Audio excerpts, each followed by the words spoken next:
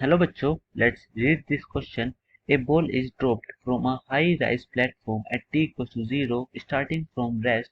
After 6 seconds, another ball is thrown downwards from the same platform with speed v. The two balls meet at t equals to 18 seconds. What is the value of v? And हमें g की value 10 metre पर second square use करने के लिए दे रखी है। So question समझ लेते हैं।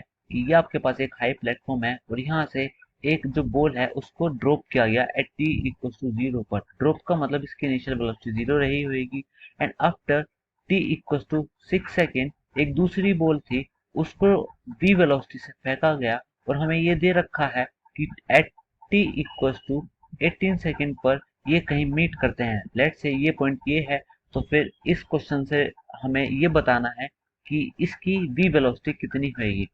मैं इस क्वेश्चन से रिलेटेड आपको की कंसेप्ट बता देता हूँ। ऐसे क्वेश्चन में की कंसेप्ट क्या यूज होते हैं।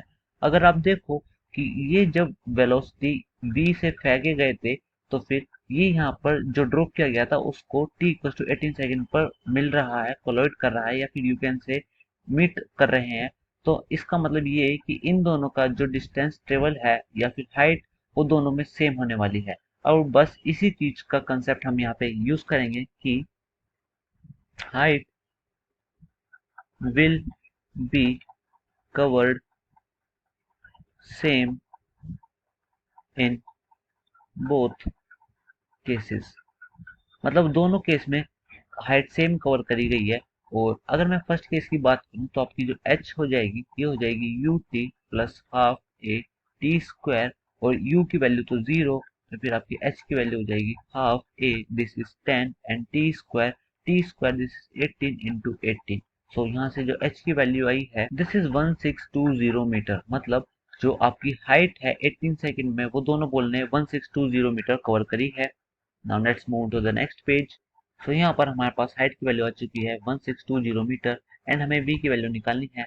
तो हम ये अच्छे से जानते हैं कि हमने दूसरी बॉल को आफ्टर 6 सेकंड फेंका गया था पहली बॉल की और टोटल टाइम 18 सेकंड था। तो इसका जो टाइम लगा है कवर करने में this is 18 minus 6 this is 12 second to cover 1620 metre. मतलब सेकंड बॉल को इतना टाइम लगा।